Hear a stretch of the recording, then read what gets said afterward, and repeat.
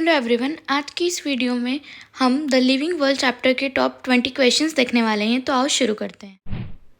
So the first question is which of the following are twin characteristics of growth of individual. कौन सी दो characteristics है individual की growth की। A option है increase in volume and increase in number, B option increase in mass and increase in volume, C option decrease in mass and increase in number, and D option increase in mass and increase in number.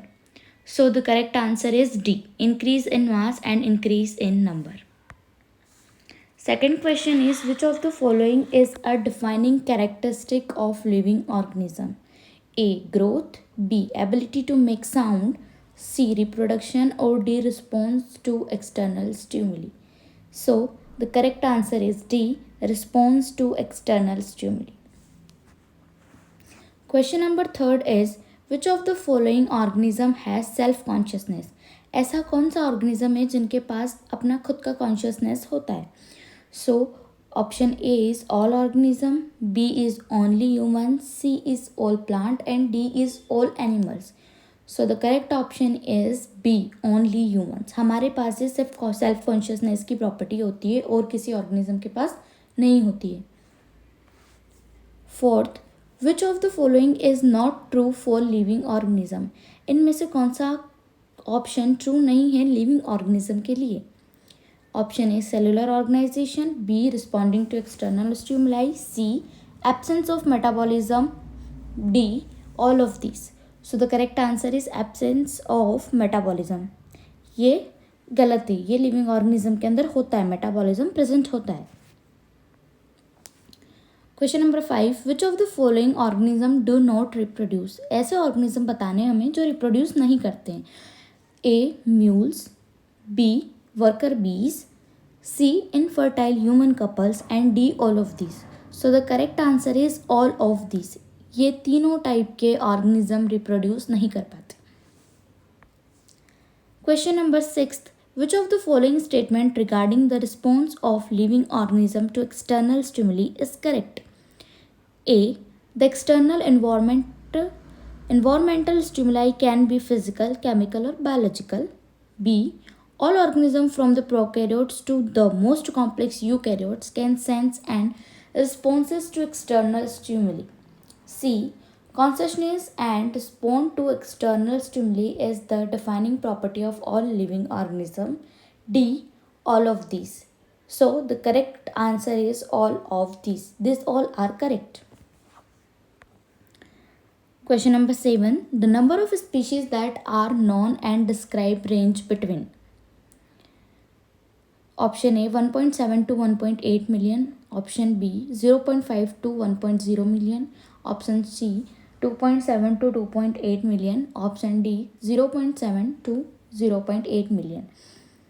तो इसका correct answer है 1.7 to 1.8 million. अगर नए NCERT में data change हुआ हो तो आप एक बार करेक्ट कर सकते हैं. Question number 8, the number and type of organism present on earth is known as. जितने भी टाइप के ऑर्गेनिज्म अर्थ पर प्रेजेंट होते हैं उन्हें हम क्या बोलते हैं. A biodiversity, B biomagnification, C biome, और डी बायोस्फीयर. तो हम उन्हें बोलते हैं biodiversity. Means A option is correct. Question number 9, binomial nomenclature system was given by. Binomial nomenclature का जो सिस्टम था वो किसने दिया था. A Carolus Linnaeus, B Mayr, C Charles Darwin, D Leeuwenhoek. So correct option is Carolus Linnaeus. Question number 10, what is the full form of ICZN?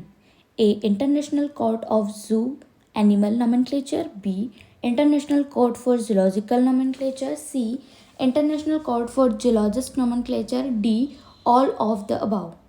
So the option number B is correct, International Court for Zoological Nomenclature.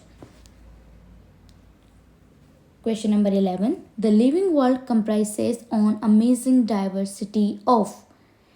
जो living world है उनमें कौन कौन सी type की diversity present होती है. कौन सी diversity को वो कंप्रोमाइज़ करता है, living, non living, only plant, या बोथ ए एंड बी. तो देखो प्लांट तो है वो तो लिविंग में आ ही गए, तो दोनों टाइप की जो डाइवर्सिटी है वो लिविंग ऑर्गेनिज्म में लिविंग वर्ल्ड में प्रेजेंट होती है. यानी कि ए और सी करेक्ट है, बट हमें इसमें ऑप्शन दे रखा है ए एंड बी, तो हम सिर्फ गो थ्रू करेंगे ऑप्शन नंबर ए के साथ, which is the correct one.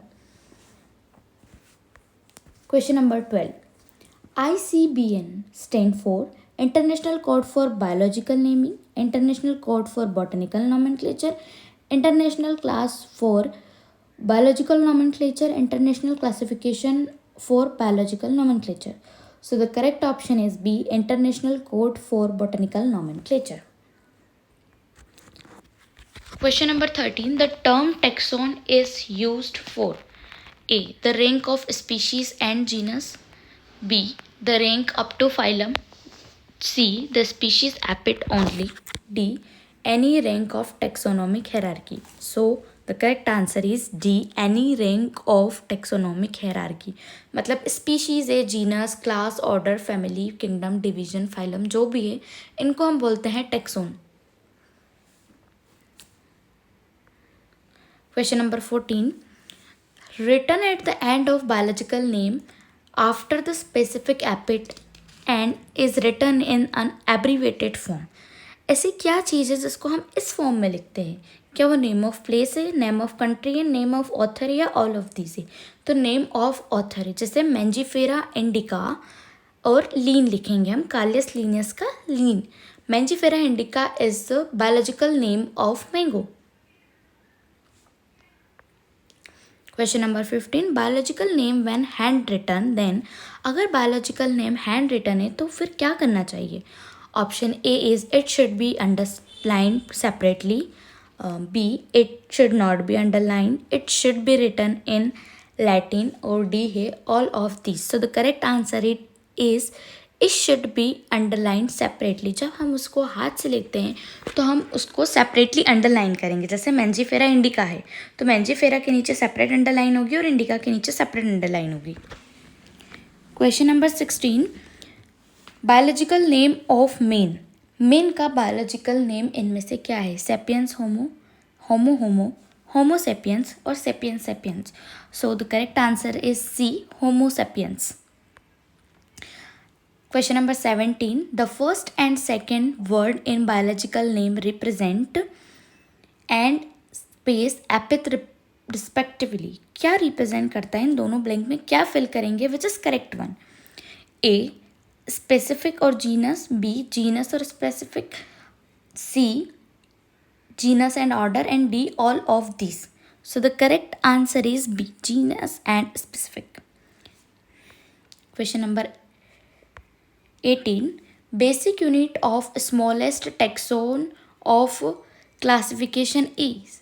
सबसे बेसिक यूनिट क्या है इनकी, जहाँ पे सब ऑर्गेनिज्म के कैरेक्टर एक लेवल के होते हैं, तो उन्हें हम बोलते हैं स्पीशीज. क्या बोलते हैं? स्पीशीज. तो option A is correct. Which one of the following has least similar character? इन सब में से फैमिली, क्लास, जीनस और स्पीशीज, इन सब में से किसके पास सबसे कम कैरेक्टर है जो सिमिलर होते हैं? तो उसका आंसर हो जाएगा ऑप्शन नंबर बी, क्लास के पास सबसे कम कैरेक्टर होते हैं जो एक दूसरे से मिलते हैं, सिमिलर होते हैं जो कि. Question number 20 and last one, which one of the following statement is incorrect? A, Indica, Tibrosum and Leo represent the specific epith. Solanum, Mangifera and Homo represent the generic name. ये दोनों ही correct है क्योंकि first वाले में बता रहा है कि वो स्पीशीज़ है एंड सेकंड वाले में जेनेरिक नेम है. सी,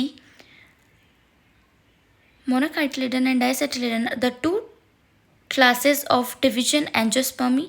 हाँ, ये एंजियोस्पर्म की दो क्लासें होती है. D, Phylum Chordata is the largest phylum of kingdom Animalia. No, Phylum Chordata is not the largest phylum of kingdom Animalia. और largest phylum कौन सा होता है kingdom Animalia का, ये आप लोग मुझे कमेंट करके बताएंगे.